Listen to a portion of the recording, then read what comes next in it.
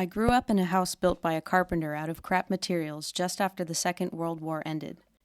The house grew through the years from the first center part to have a second center part, higher than the first with a balcony overlooking the sea. Well, you can only really see the sea when there are no leaves on the trees. Then there was the east wing, and some years later the west wing. There were front doors on every side of the house, as well as terraces and smaller balconies. The materials used were sometimes appropriate, sometimes not so, and definitely more creative than conventional. My all-time favorite is the stair elevations built out of door stoppers. And of course, half of the electricity switches and water taps are connected the wrong way around.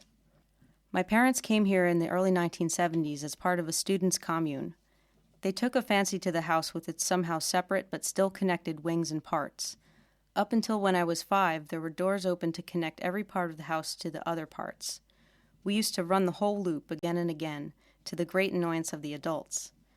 Then people wanted more privacy, and the interconnecting doors were walled up. I still sometimes dream of undiscovered passages or rooms that would have remained hidden somewhere. That somehow there was a part of the house that I had forgotten, and now it would be found, and I would finally understand how it all hangs together. The house was built on an area that at that time was quite remote to the city of Helsinki, though only 15 kilometers from the center. Still, in the 1940s and 1950s, it was mostly forest, and besides the old manor estates, there were just some fishermen's huts by the shores. Our favorite fishing spot was on the outermost cliffs of a place called the Crow's Beak.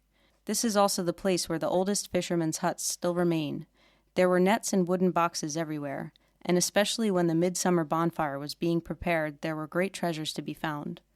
This place is also historically known as one of the major ports where illegal liquor was smuggled during the Prohibition.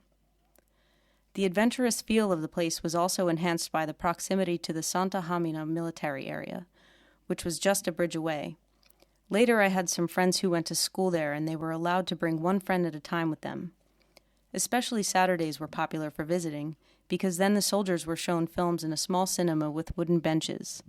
From the soldiers' canteen you could buy very cheap lemonades and donuts.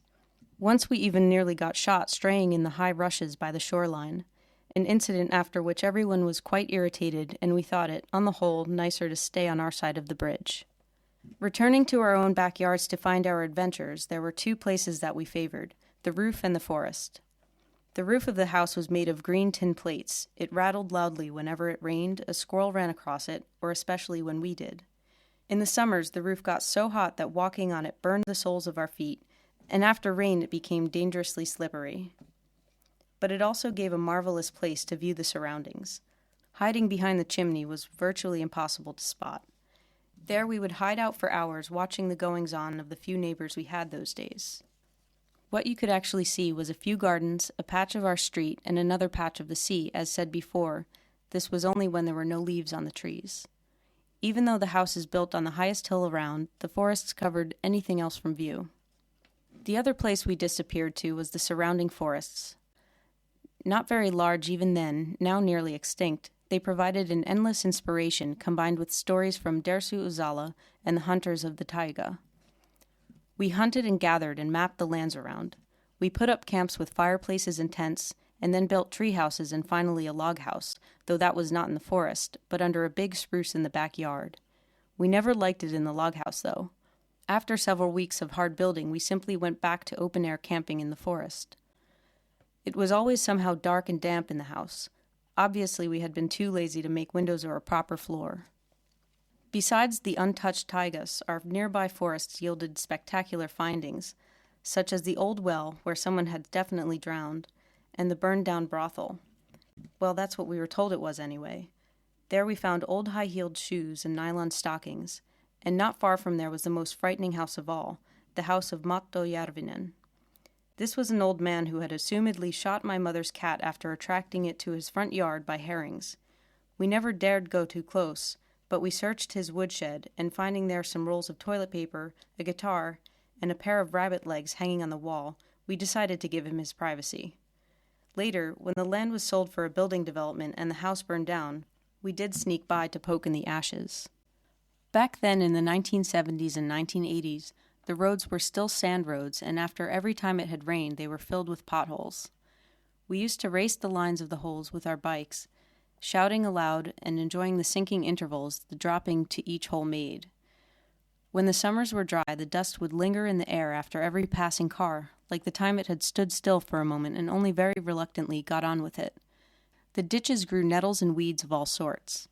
We used to pick the largest nettles to use as swords, the small and fresh ones ended up in pancakes. The gardens were large, surrounded by lilacs and hawthorn fences. Most people had planted fruit trees, apples, plums, we even had a cherry tree, though no cherries ever, and there were flower beds by the sides of the houses. But beyond that it was just what happened to be there. Cliffs, moss, nettles, spruces, and pine. The lawns were more like meadows than anything else. My brother and I were given our own apple trees when we were about 10 years old. It took a good 5 years before they made any apples, and so we had to keep to our usual practice of apple stealing. As an imaginary game, my friends and I extended the house into a city by placing stones in formations of streets and floor plans of houses in the backyard. This was the Marble City. The story went on that underground, just underneath the boulder staking out of the garden path, there was the passage to Emerald City. So we set out to dig out the stone, but as the stone was huge to our 8-year-old selves, we needed my father to come and help us with a crowbar. The project left a huge cavity on the path for ages. It was only in our backyard you could do something like this in 1982. The area was changing. Some of the neighbors were already starting to use weed killers and other chemicals to get rid of the moss from their attempted lawns. 20 years later, most of them had succeeded. The moss was gone alongside with the gardens as they were. The land had been sold to build terraced houses or even tower blocks. Neat lawns are now lined with trees and bushes of foreign origin, mostly in uniform settlements. The roads were asphalted a long time ago.